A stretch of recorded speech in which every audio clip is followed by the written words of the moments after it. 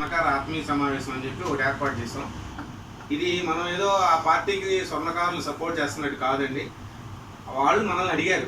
గత సంవత్సరం ఎలక్షన్ అప్పుడు 5 సంవత్సరాల క్రితం కూడా జలీల్ ఖాన్ గారు మనల్ని అడిగారు, ఏమంటే మీరు పెట్టండి, మేము ఉన్నాం, మేము బిర్యానీ పంపిస్తాము అంటే కాదు కూడదంటే కాదు పెట్టండి అన్నారు. సరే ఎవడో ఎప్పుడు గెలుస్తాడో ఎవరితో ఏం పని ఉంటుందో మనకు తెలియదు కాబట్టి మనం పెట్టాం.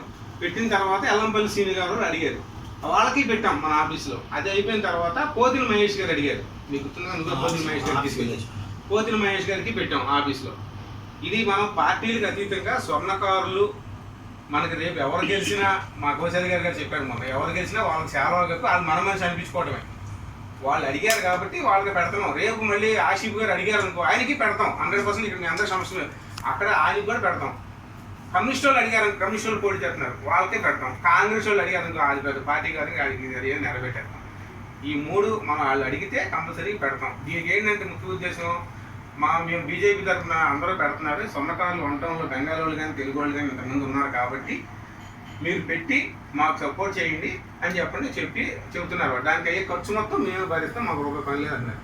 సరే మనం ఏంటంటే వాళ్ళు అడిగితే లేదండి పెట్టడం కుదరదు అది ఇది అన్నాం అనుకో, రేపు ఒక సత్యనారాయణ చౌదరి గెలిచాడు అనుకో, మనం వెళ్ళామనుకేమో ఆ రోజున మేము అడిగితే మీరు పెట్టలేదు, ఏ మొహం పెట్టుకుని వస్తారు అనేది ఒక మాట మనసులో ఉంటుంది, పైకి అనపోయినా.